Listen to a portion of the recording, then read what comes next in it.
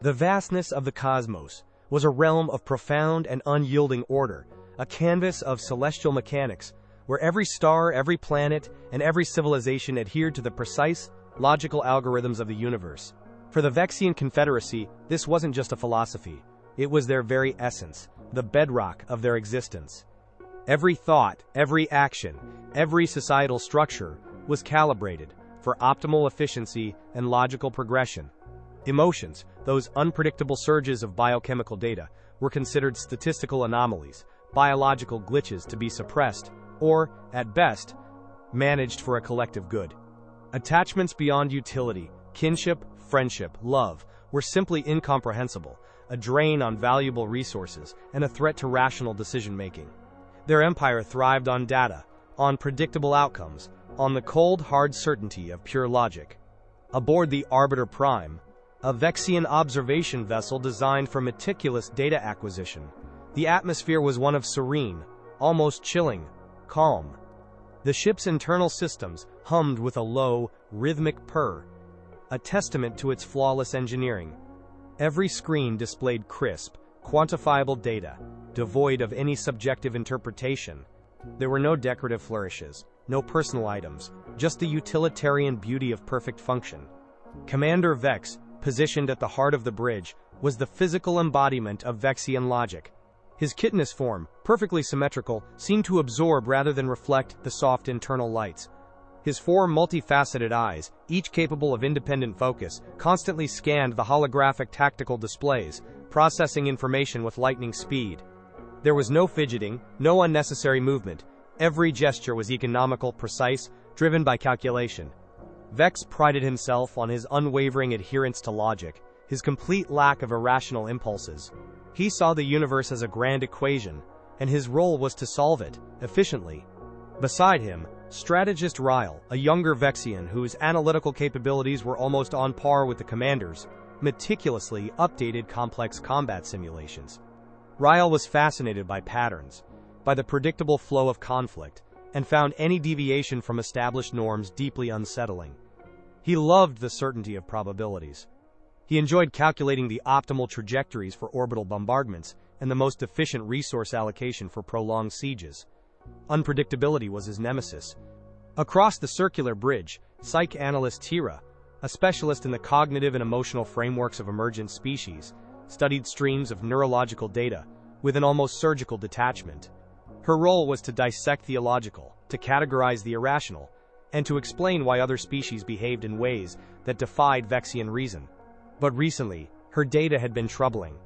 The species she was currently studying, humans, defied every single logical parameter she had. "Report on current mission parameters, Ryle," Vex commanded, his voice a low, perfectly modulated tone, devoid of any inflection. It was the sound of a living algorithm. Status: observing designated frontier planet. Sector 34. Gamma. Commander. Ryle responded promptly, his gaze fixed on his display. Primary objective: evaluate interaction between human unit Gamma 7 and indigenous, non-sentient species, squishies. Secondary: assess potential long-term compatibility for resource extraction initiatives, current environmental stability, acceptable, biological threat level, manageable. Ryle's fingers glided over his console, bringing up detailed atmospheric and geological reports. Tira's voice, a dry, almost monotonous stream of data, cut in.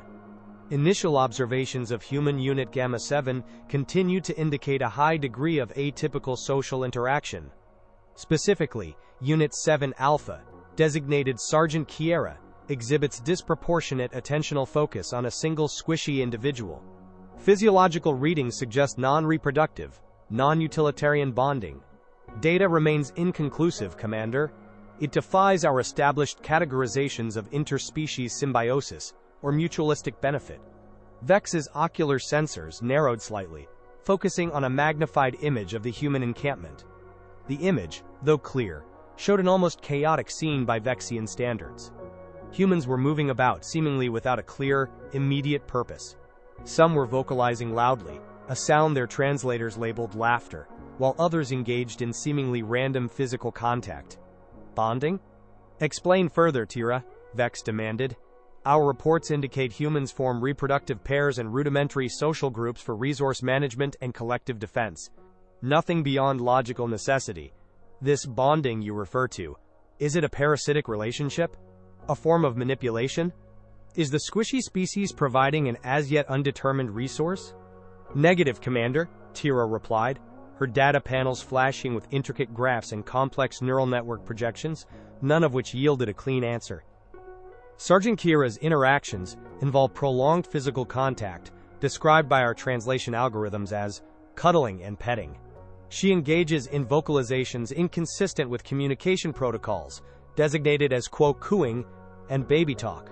She also shares comfort items, soft, fibrous materials that humans call blankies, with the squishy individual. The squishy, a small, gelatinous creature with large, dark eyes and a placid demeanor, appears to reciprocate with specific vocalizations and body language patterns indicative of contentment. This behavior is biologically inefficient for either species. It consumes valuable energy, produces no discernible resources, and does not contribute to defensive posturing or survival in any quantifiable metric. We categorize it, for lack of a more precise term, as pack bonding, an illogical emotional attachment devoid of demonstrable utilitarian purpose. Ryle, his brows furrowed in confusion, brought up the live feed, zooming in on Sergeant Kiera. She was indeed sitting cross-legged outside a makeshift shelter, her rugged combat uniform caked with the red dust of the planet. In her lap, nestled comfortably, was a small, purple, gelatinous creature, about the size of a human infant. The squishy was making soft, contented gurgles, its large black eyes fixed on Kiera's face with an almost absurd devotion. Kiera was murmuring something, a soft, warm tone that meant nothing to the Vexian's logical processors, gently running a hand over the creature's smooth, pliant body. She even seemed to scratch a particular spot behind its rudimentary auditory sensors, causing the squishy to vibrate with what Tira's instruments hesitantly labeled as extreme pleasure. It's a distraction, Commander, Ryle stated, a note of analytical distaste in his voice. Such an attachment would compromise combat effectiveness, a waste of emotional and physical resources. The human is expending energy on a non-essential, biologically inferior entity. Furthermore, other human units are engaging in similar, if less pronounced, bonding behaviors with other squishy individuals. One male human was observed attempting to teach a squishy how to balance a small, rounded rock on its head. Pure inefficiency. Indeed, Vex agreed, his gaze unwavering from the peculiar scene. He observed other humans casually tending to their equipment while conversing loudly, sometimes bursting into bursts of what Tira termed uncontrolled vocalizations, laughter. They appeared to be enjoying themselves, an utterly baffling concept in such a volatile environment. Emotional vulnerabilities are liabilities in any environment, especially a frontier world. Logically, the human should prioritize the unit's survival over a single, non-essential individual. This, quote, pack bonding could lead to irrational decisions in high-stress scenarios. It's a flaw in their programming. He paused, a barely perceptible flicker in his multifaceted eyes, a momentary processing error. Continue detailed monitoring. I want every nanosecond of this pack bonding logged.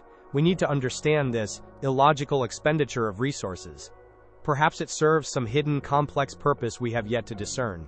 Their calm, logical analysis of human absurdity was abruptly shattered by a blaring, red alert alarm that sliced through the serene hum of the Arbiter Prime. The ship's internal lights flickered, a sudden jarring jolt to the Vexian senses. Commander, incoming, multiple unknown vessels. Ryle's voice, usually so composed, cracked with an urgency that was rare for him. Identifying Vorax, large-scale invasion force. Their tactical patterns indicate immediate planetary occupation, no negotiation. They're already deploying ground forces, multiple heavy dropships detected. The main view screen immediately switched, pulling back from the human camp to show massive, jagged Vorax warships tearing through the upper atmosphere of Planet 34 Gamma. Their undersides glowed ominously with charging weapon systems, casting long, menacing shadows across the planet's surface. The Vorax, a ruthless, conquering species, were known throughout the sector for their overwhelming force, their chilling efficiency, and their complete disdain for any life form they deemed inferior. They would vaporize anything in their path without a second thought, seeing only resources to exploit, obstacles to remove. Vorax! Vex growled, a rare hint of genuine alarm in his voice. This was an unforeseen variable. Their efficiency is brutal. They will decimate the human unit. Our mission parameters dictate observation only. We cannot intervene. He leaned forward. Every optical sensor locked onto the descending ships, his internal processors already running casualty projections. Record every moment. This will be a prime example of logical military superiority over whatever the humans are doing with their pack bonding and blankies. He almost sounded disgusted. Below, on the planet's surface, the serene research outpost instantly transformed into a maelstrom of chaos. Vorax dropships slammed into the ground with concussive force, sending shockwaves through the soil. From their gaping maws, platoons of heavily armed, multi-limbed warriors poured out, their energy blades humming with lethal intent, their plasma rifles spitting deadly fire. The peaceful, squishy creatures, the indigenous population, caught completely unaware, began to scatter in desperate, uncoordinated panic, their soft bodies vulnerable targets. The human unit, small and seemingly ill-equipped with their crude projectile weapons and kinetic barriers, immediately sprang into action, their movements fast but desperate. "Humans are engaging the Vorax!" Ryle shouted, his eyes scanning the tactical display, his calm breaking into genuine distress. "They are attempting to secure the indigenous population for evacuation, but it's futile. They're outnumbered 10 to 1. Their defenses are collapsing under the initial barrage." The battle that ensued was short, sharp, and brutally one-sided. Vorax plasma fire tore through the flimsy human defenses, vaporizing hastily erected barriers. Human soldiers, despite their valiant efforts, were being pushed back relentlessly, their numbers dwindling with alarming speed. The scene on the view screen flickered, showing chaotic skirmishes, desperate retreats, and the grim reality of a losing fight. Vex found himself counting the fallen, his logical mind already calculating the remaining lifespan of the human unit. Mere minutes. Then, the feed focused on Sergeant Kiera. She was fighting fiercely, covering the retreat of her squad, laying down suppressive fire with a furious determination. Her movements were precise, efficient, a true soldier. But suddenly her eyes widened, her movements faltered, a momentary, fatal hesitation. On the very edge of the view screen, almost out of focus, a small purple form lay still, caught in the path of an advancing Vorax patrol. Its gelatinous body was smeared with dust and debris. It was squishy, unmoving, dangerously close to the enemy lines, surrounded by hulking Vorax. Vex watched, analyzing. This was the logical conclusion. The logical human would abandon the non-essential unit, retreat with the surviving members. It was a simple calculation of cost versus benefit. The squishy was a liability, already compromised, but Sergeant Kiera did not. Instead, a chilling, guttural roar tore from her throat, a sound of pure, unadulterated, illogical rage that echoed even through the thick hull of the Arbiter Prime, making the Vexian systems hum in protest. Her body, already pushed to its limits by combat, surged with a new, terrifying energy. Her face, usually expressive with human emotions the Vexians barely comprehended, contorted into a mask of pure, primal fury that made even Vex, a creature of pure logic, feel a cold, unsettling tremor deep within his chassis. "Commander," Tira's voice was a barely audible whisper, her psychanalysis readouts spiraling into uninterpretable chaos. Her data screens flashed with warnings. Her physiological readings, off the charts, beyond any known baseline. This is not fear, this is not logic, this is something else. It's terrifying. This was not a retreat. This was something far, far worse. This was an unbreakable bond, unleashed. Hubstagi. The Arbiter Prime's bridge was now a cacophony of blaring alarms and frantic data alerts. The ship's usually placid hum was replaced by a high-pitched, strained whine, a sonic representation of the logical circuits struggling to process the impossible. Commander Vex, a being whose very existence was predicated on control and predictability, felt an unfamiliar sensation ripple through his core processing units. Sergeant Kiera, that relatively small and seemingly fragile human, was doing something his logical mind simply couldn't comprehend. She was a tiny, insignificant speck against the overwhelming might of the Vorax, yet instead of retreating or seeking cover, she was charging headlong into the densest concentration of enemy forces. "Her vitals are surging, Commander!" Tira exclaimed, her voice strained, almost breathless. Her psychanalysis readouts were a chaotic scramble of data, graphs spiking wildly beyond all previously established parameters for any known species.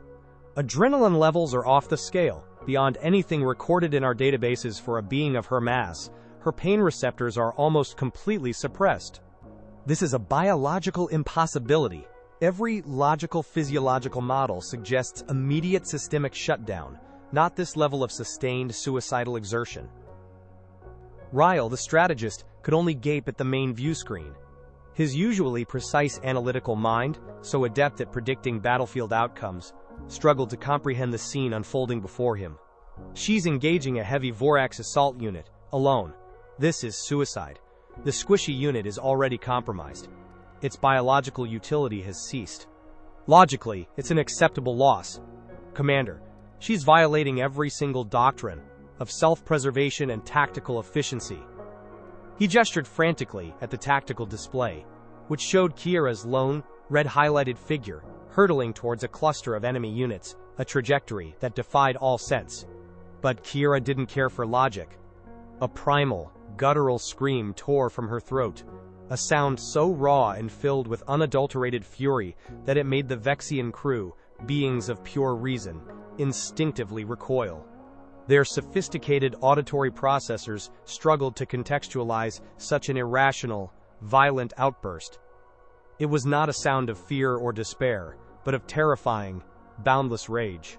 She launched herself at the nearest Vorax warrior, a towering armored brute whose energy blade hummed with lethal intent, a weapon designed to cleave through reinforced plating. Instead of attempting a disarming maneuver or a precise, energy-efficient strike, she tackled it like a wild animal, a mere sliver of flesh and bone impacting tons of heavy armor. The Vorax, a species accustomed to disciplined, predictable foes, was caught completely off guard by this illogical, full-body impact. The force of Kiera's charge, fueled by pure, unthinking desperation, sent the hulking alien stumbling. Kiera, despite being a fraction of its size, used its own forward momentum against it, slamming the massive warrior into a jagged rock formation with a sickening crunch of ceramite. Before the Vorax could recover its balance, or even comprehend what had happened, Kiera snatched a loose, sharpened piece of crystalline debris from the ground. With a horrifying, desperate strength, she plunged it repeatedly into a weak joint in its armor, a brutal, messy, and utterly unsophisticated attack that defied any known combat protocol taught in any advanced military academy. It was pure, savage instinct, driven by an unseen force. "She's not using her issued weapon with precision," Ryle observed, a note of genuine horror and analytical confusion in his voice. "She's improvising. Her movements are purely reactive, driven by that emotional surge. It's inefficient, yet she's effectively immobilizing it." His sensors showed the Vorax's internal systems, sparking from the crude, targeted damage. The other Vorax warriors converged, their plasma rifles spitting deadly bolts of concentrated energy at Kiera. The ground where she'd stood moments before vaporized into smoking craters. She moved with a desperate, almost terrifying agility, dodging bolts, rolling through the dust, and then using the very obstacles of the terrain to springboard off, closing the distance to her attackers. She fought with a raw, savage ferocity that was shocking to the highly advanced, logical Vexians. She didn't aim for vital organs. She aimed for anything that would slow them down, anything that would inflict pain, anything to clear her path to her objective. Eyes, delicate sensory organs, exposed joints, weapon conduits. Nothing was off-limits for her brutal, desperate attacks. It was a chaotic, bloody dance that defied all understanding. "Her attacks are illogical, Commander," Tira reported, her datapad displaying incomprehensible neural patterns and spiking threat assessments. Yet incredibly effective. The Vorax are designed for direct, calculated confrontation, not for dealing with this level of uncontrolled, emotional violence. Their internal data logs show widespread confusion. Their neural responses are spiking with fear. They're experiencing fear of a primitive. A particularly powerful Vorax warrior, clearly an enraged officer, its armor gleaming menacingly, connected a massive blow with its reinforced forearm, sending Kiera sprawling across the rocky terrain. The sound of impact was sickening, even through the ship's audio dampeners. Vex expected her to lie broken, shattered by the immense force. He processed the probability of internal organ rupture, skeletal fragmentation. Instead, she let out another guttural roar, a sound of defiance, not pain, and pushed herself back up immediately. She was favoring a clearly broken arm, the bone visibly misshapen beneath her torn uniform, and her breathing was ragged. Yet, she still moved forward, her eyes locked with laser-like focus on the crumpled form of Squishy. Her body was a wreck, battered and bleeding, but her will was a raging inferno, burning brighter than any plasma bolt the Vorax could unleash. "This is not self-preservation," Vex finally articulated, his voice a strained whisper, his logical circuits trying desperately to reconcile the impossible data. "This is a self-destructive impulse. For a single, non-essential unit. What possible logical outcome justifies this level of personal cost? Why is she willing to sacrifice her own biological integrity for that?" Tira had no logical answer. Her sophisticated psychological models were breaking down, unable to compute the irrationality. The pack bonding must be the catalyst. It has overridden all logical survival instincts. She perceives the threat to the Squishy as a direct threat to her own existence, her own pack. It is a biological directive that defies all rational thought, a powerful, uncontrollable force that we have no counter for. It is a terrifying empathy. The Vorax, a species designed for efficient conquest and brutal, logical combat, found themselves facing a foe that refused to adhere to any logical battlefield rules. They were facing pure, unbridled rage driven by an invisible, incomprehensible bond. Kiera, bleeding and bruised, her movements becoming more desperate but no less fierce, was now a terrifying force of nature. She was not fighting a battle, she was enacting vengeance for her pack. And for the Vexians, who understood only logic, efficiency, and self-interest, this was the most horrifying, most unsettling display of power they had ever witnessed. It was the terrifying, unbreakable fury of a bond they couldn't comprehend, a raw, primal energy that shattered their understanding of the universe itself. The battlefield, once a scene of calculated destruction, had devolved into a spectacle of unreasoning, terrifying devotion. The Arbiter Prime's bridge was now gripped by a chilling, unnatural silence, broken only by the frantic, almost desperate beeps of Tira's psychoanalysis console. Sergeant Kiera, a human soldier barely a third the size of a Vorax warrior, was doing the impossible. She was winning. Not with superior strategy, not with advanced weaponry, but with a sheer, unadulterated fury that defied all logic and reason. "Her combat effectiveness has increased by 400%, Commander," Ryle reported, his voice a strained whisper, his usual analytical precision replaced by utter bewilderment. His screens flashed with impossible data. Her movements are erratic, inefficient by all Vexian combat standards, yet she's exploiting every single Vorax vulnerability. They're not trained for this kind of unreason. They are tactically collapsing. Vex's multifaceted eyes were locked onto the main view screen, unable to tear away from the horrifying spectacle. Kiera, her uniform torn and grotesquely bloodied, had just disarmed a Vorax with a brutal low kick that echoed through the ship's audio pickups. Without missing a beat, she then used its own discarded plasma rifle to blast another Vorax, sending shimmering green energy bolts tearing through its heavy armor. All of this, as she relentlessly moved towards the fallen form of Squishy. Her face, still a mask of primal rage, was contorted into a grotesque grimace, and from her throat came a continuous, low, guttural growl, like a territorial beast. "The Vorax are retreating from her," Tira announced, a hint of genuine, uncharacteristic fear in her usually clinical voice. Her psychological profiles of the Vorax, once so clear and predictable, were now a chaotic mess of spiking stress markers. Their psychological profiles now indicate widespread confusion, escalating fear, and a complete breakdown of their disciplined combat protocols. They are perceiving her as a, quote, berserker unit, an entity beyond logical engagement. Their internal comms are flooded with primitive anomaly and unpredictable threat warnings. Indeed, the Vorax, known throughout the galaxy for their unwavering advance and their cold, calculated aggression, were actively avoiding Kiera.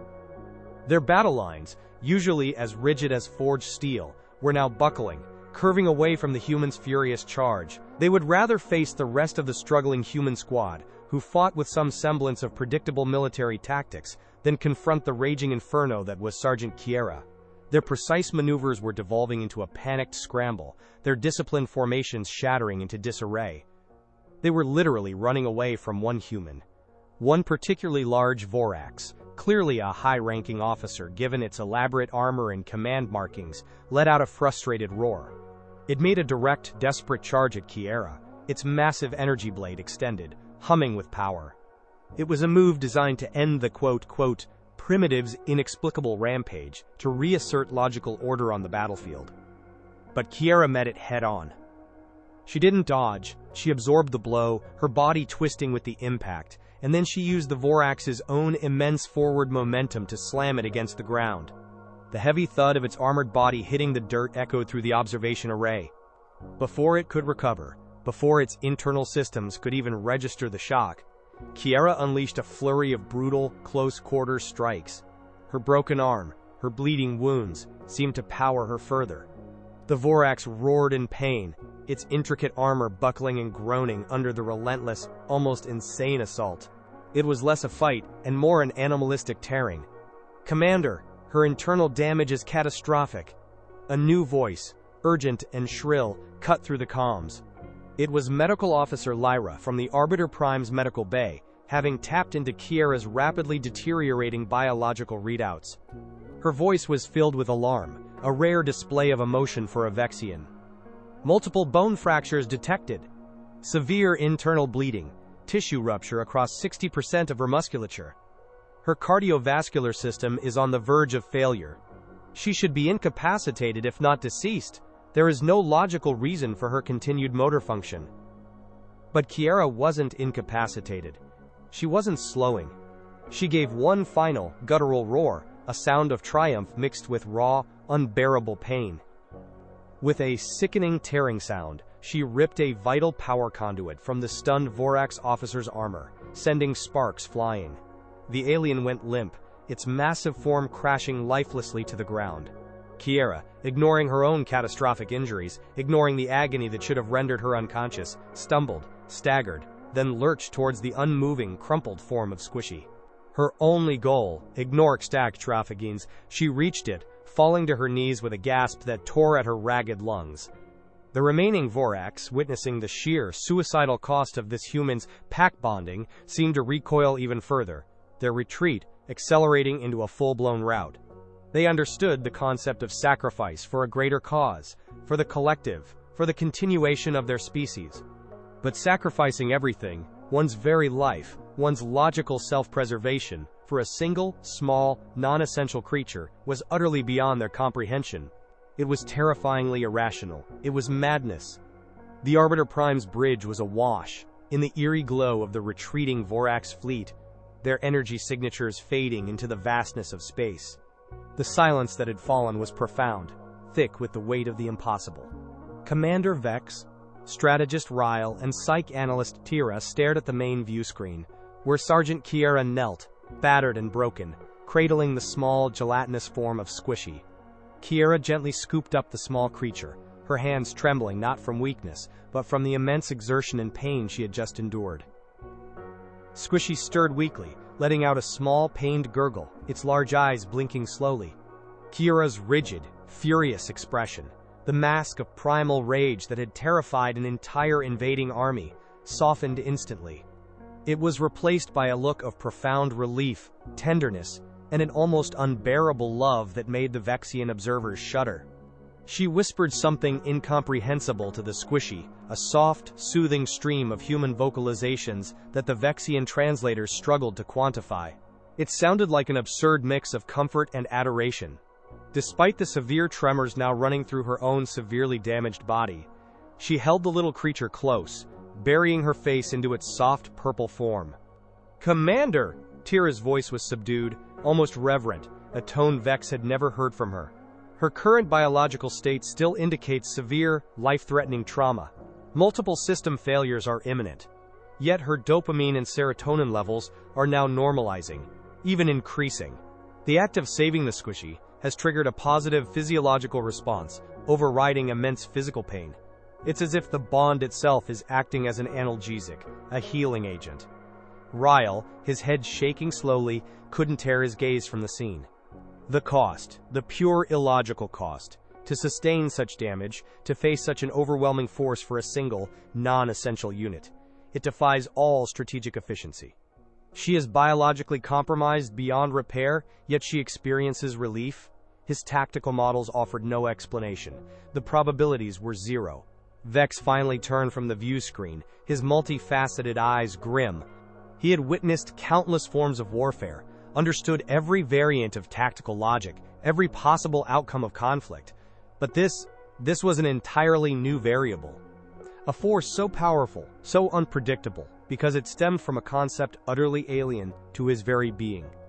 The logic of his entire civilization was being challenged by one small human, one small squishy, and an unbreakable, unseen bond. "They are not just illogical, Tyra," Vex stated, his voice a low, resonant rumble, filled with a new kind of understanding that bordered on dread. "They are dangerous, not with their weaponry, which is primitive by our standards, not with their tactical prowess, which is often chaotic, but with their unyielding, terrifying devotion, with their pack bonding. They are indeed the unseen bond." He moved towards the main console, his movements no longer merely efficient but imbued with a grim resolve. He activated the long-range comms, preparing to transmit a report that would shake the very foundations of the Vexian Confederacy. "This report," he declared, his voice firm, resonating through the silent bridge, "will change everything. It will rewrite every tactical doctrine, every psychological profile, every threat assessment in the Confederacy. No prior data on any known species accounts for this variable." He paused, gathering his thoughts, selecting his words with care, knowing the implications of what he was about to say. "My recommendation to the High Command is as follows: immediate and indefinite Level 5 quarantine for any sector containing human populations. This is not for our protection from their aggression, but from their utterly unpredictable and infectious devotion. Their aggression is not driven by logic or conquest, but by an uncontrollable, illogical devotion to their fake. Their capacity for pain, for loss, for sacrifice is directly linked to these bonds. Do not engage, do not provoke, and above all, do not threaten their bonds.